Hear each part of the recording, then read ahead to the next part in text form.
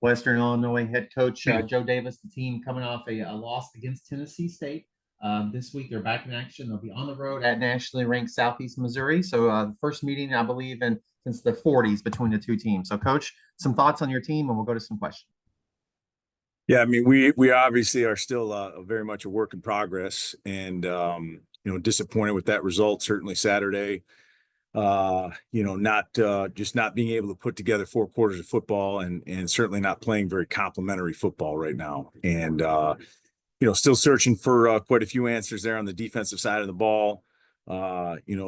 Statistics can say a lot of things, but you look at us as a football team right now with, I believe, the #1 total offense in the OVC and the last ranked defense. And that's just, that's not a recipe for consistent winning football. So, still a lot of work to do, and still a lot of optimism amongst our players and staff here within this program is, at the end of the season, I think that we'll be able to look back and certainly see some strides that we've made as a program, but nowhere near where we want to be or where we need to be yet.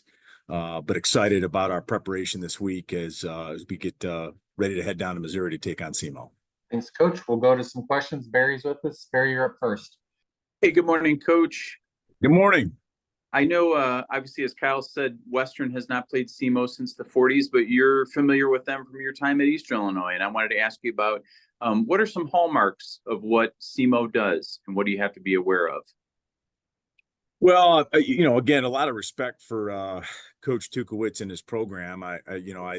I think that there's some optimism for what we're trying to do as it relates to what SEMO has done. I think, Coach Tuk himself told me it took him 5 years to have a winning record, at SEMO. And, they battled a lot of the same challenges, so to speak, that we're battling here early on as we try to build a winner. And so a little bit inspiring to see, some consistency that they've developed down there. They've done it with a very consistent identity on the defensive side of the ball. They play physical, fast. You look at the body types of their players, a lot of similarities, as I've seen them over the past 3 seasons.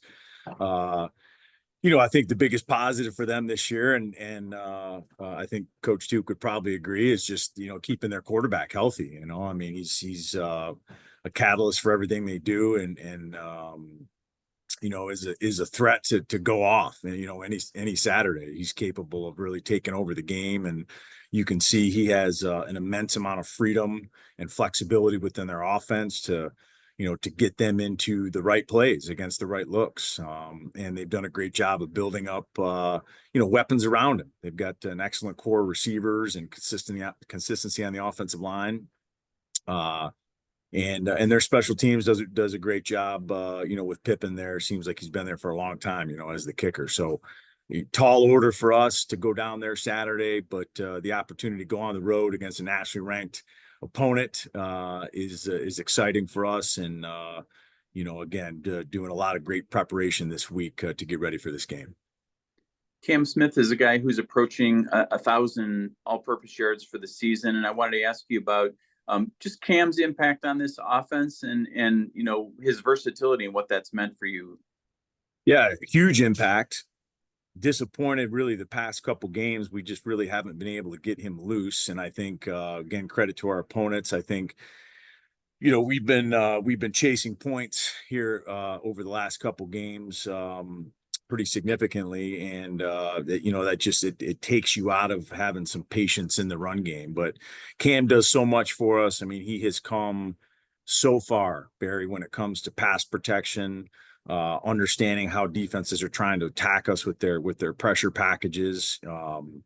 He catches the ball extremely well. He can run every route. I mean, he truly is an every down workhorse back. I've said it from early in the conference year, and I still believe he is one of the best running backs, in this conference. And and I've mentioned before, the cool thing as a coach and as a program, he's also one of the most improved football players that we have in our program, and has just taken steps every single week, and certainly has had some big games statistically for us. But it seems like every weekend he finds his way into the end zone somehow, some way. So proud of Cam, and very proud of how far he's come as a player. Cam is one of those diamonds in the rough that, I know you like to find at the lower levels, and what just jumps out about his running style and his contributions? Yeah, we found we found Cam again, just kind of doing that deep dive in the portal, and I actually had another offer from SEMO, and Cam's from Delaware, so we're trying to kind of keep him here in the Midwest, and kind of sold him on our vision a little bit, and he's certainly our type of guy. He's humble, he's hardworking, he's a team first guy, he's got high energy. And he plays like that. If you're going to tackle Cam, you better bring it. I mean, he's 220 pounds. He's a very well built back. He's fast. He's physical. And regardless of score, regardless of situation, he's going to give you everything he has. And again, very, very proud and excited to have him as a part of what we're doing here. Obviously, you threw the ball 50 times, and like you said, you were kind of chasing points last week. Is there a specific kind of ratio you're looking for there on the offensive side, and what kind of balance you'd like to hit? We always say, Barry, we're going to do what we have to do to win the game. I think every offensive coach would love to tell you, hey, we're 50-50 run pass. And I think when you go into the game plan, there is some thoughts behind trying to have some balance, but you're going to do, what you need to do to win the game. And, obviously Nate is, a big strength of our football team, and a little disappointing that we sit here 3-7 with a quarterback playing as good as Nate's playing. I mean, he had another game Saturday. He was well over 300 all-purpose yards, and a couple touchdowns accounted for, and does a heck of a job on third down, keeping us in drives and in games. And so much like any offense, when you're trying to score and you're chasing some points, you're gonna try to put the ball in the hands of your best players, and Nate certainly is that for us. So you look at the games we've won, we haven't had to throw it 50 times. The games we've won, Nate's had around 20-25 pass attempts, which I think is healthy. It tells you that we've got some fluidity in the run game. But just haven't been able to do that here these past couple games, getting into these kind of shootout, chasing point type situations. Coach, the last thing I had for you is just in general, what kind of goals you have for the last 2 weeks here, and just what you want to take into the off season with this group?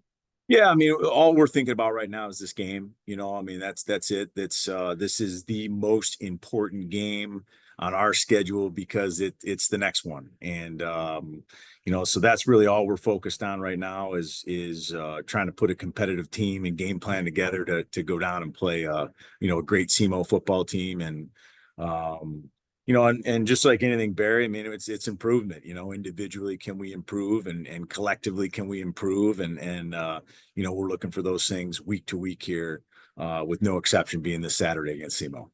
Great. Thank you, Coach. Appreciate your time. Thanks, Barry. See you soon. I got one more, and I hope this is not a bad question. Like, see, you're playing a team that comes off a loss. I mean, how does that affect you? Like, they're refocused, right? They've won a bunch of games in a row, and they lose right before they play you. That probably makes no difference, but just talk about playing a team that's really good, who's coming off a loss. Yeah, I'm sure they're chomping at the bit, a little bit to get back to their winning ways, but it doesn't necessarily affect our preparation for the most part, Kyle. I mean, we approach it the same way. I think, I've mentioned this before, when you get to this point in the league season, you can certainly look at a lot of comparable scores to give you an idea, and statistics, an idea of how a team matches up with you. But those aren't the end all be all. I think Lindenwood is probably as good as an example as anyone. I mean, they get into a shootout with us and win. They play Tennessee Tech and get blown out, and then they come home and beat SEMO. So, where do you put all these teams, in terms of a pecking order? You look at the standings at the end of the season, and that's it. But SEMO will be ready to play. They're well coached. They're disciplined. They're physical. They'll be back at home, and so we're certainly expecting their absolute best effort against us on Saturday. Thanks for your time again, as always, Coach. Best of luck this weekend. We'll talk to you next Tuesday. All right, thanks, Kyle.